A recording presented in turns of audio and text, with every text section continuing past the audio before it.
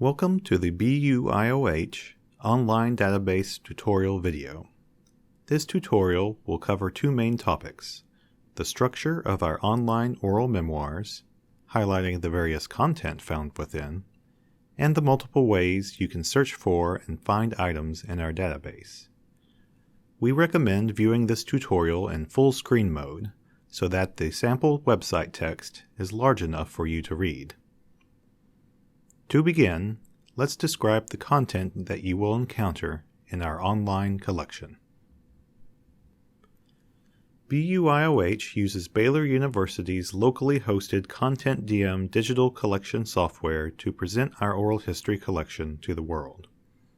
Most of our interviews online exist as compound objects, meaning that there is a structure that contains multiple objects relating to that interview.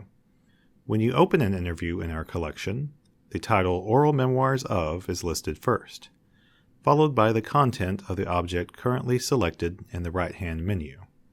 For most interviews, the object that is listed first in this menu is a transcript. In the body of the main page, the transcript will either display as a downloadable link or a previewable PDF. What you see here depends on the web browser you use and/or the browser's PDF viewing settings. Below the transcript, you will find two sets of data under the headings Object Description and Description. These are called metadata fields and provide basic information about the interview. We will revisit metadata later in the tutorial when we discuss search options. Back now to the right-hand menu. Here you will be able to navigate between the various other objects associated with this memoir. These objects can be any of the following: front matter, additional transcripts in the series, audio recordings, indices, or Holmes Links. Front matter is a PDF file that is sometimes listed separate from the transcript, especially if the memoir contains a series of interviews. Front matter includes information on the transcript creation process, any special copyright information, and occasionally a table of contents.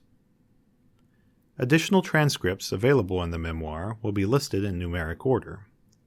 Each transcript is available for you to view or download after selecting it from the menu. Audio recordings are steadily being added to the BUIOH online collection to pair with their transcript counterparts. Audio recordings are always listed after the transcript in the menu and can either be listened to via the streaming player in the middle of the main page or downloaded via the blue download button. These audio recordings exist as MP3s online and have been run through various filters to improve the listening experience. If there is anything odd pertaining to the recording, it will be noted under the Media Quality Notes field in the Description Metadata section. Longer interviews or interview series may also include an index. The index contains names, places, or topics, followed by page numbers for the entire memoir.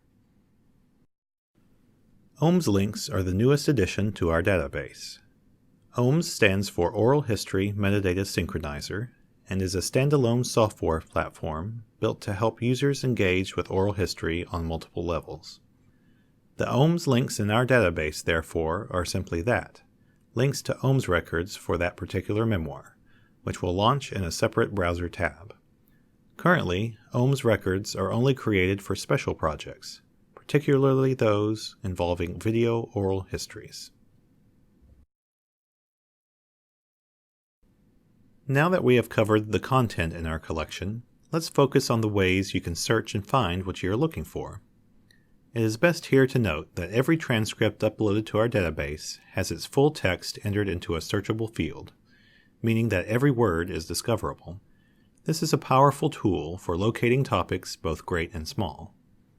Also, on our splash page, there are a number of links that will perform certain canned searches for you, such as finding all interviews with audio available, or listing all projects represented online. More of these starter searches will be added in the future, and they are certainly great places to begin exploring our collection. The best method for searching the database, however, is using the Advanced Search option, found as a link at the end of the basic search bar. This opens a more precise search dialog where you can designate both the language and the specific field to search if you so choose. The first drop-down window includes options that will either include, limit, or exclude certain words from your search. The second drop-down window lets you specify a metadata field to search. The final drop-down window is the and/or selector, useful if you want to create complex searches across multiple fields. In order to do this, click the Add Another Field link to create a new search line. Let's start with something simple, however. Since we are in Texas, let's look for some barbecue. If you would just like to try and find any mention of a single word in our collection, then you can either say any or all of the words and enter your search term. Let's try with the king of Texas barbecue, brisket. We'll leave the field unspecified so that we ensure we are searching the entire collection. Here you can see the search found 4 interviews with that word. From here, you can either search the transcript in the browser or download the PDF and search within Adobe to find the specific place the word is mentioned. I'll mention here that at the time of the creation of this guide, Firefox for Windows and Safari for Mac were the only browsers that worked well with Adobe Acrobat and allowed in-page browsing of search terms. All other combinations will either only let you view the basic PDF or force you to download it. If you would like to expand your search, you can select any of the words and include another barbecue term. Let's say sausage. As you can see, we have now found 138 interviews. However, if we switch that selection to all of the words, we only see 3. This means that of the 4 interviews earlier that mentioned brisket, only 3 of them also mention sausage. Switching gears a bit, let's look at how the field window affects the search. One of our longer interview series was with former Baylor President Abner McCall. If I simply search for his name, however, I get 150 results. This is because any time he is mentioned by someone else in a transcript, that interview shows as a hit in our search. If I instead specify in the field window, interviewee, then I only see 2 results, his own memoir, and a project on the Baylor Law Library he was interviewed for. The field window, therefore, is most helpful when you have a better sense of what you're looking for, or already know something exists in our database. A final way you can search is by using the metadata in the record itself. If we visit President McCall's memoir, we see that one of the interviewers was the founding director of the BUIOH, Thomas Charlton. If we are interested to see what other interviews he conducted in our collection, all we have to do is click his name, and the database will automatically perform that search for us. Some metadata fields will behave this way, while others, such as the summary field, will only let you click a word at a time. Again, if you want to perform a more complicated search, return to the Advanced Search function at the top of the page and create the conditions to your liking. We hope this tutorial has been helpful in learning how to navigate our online database.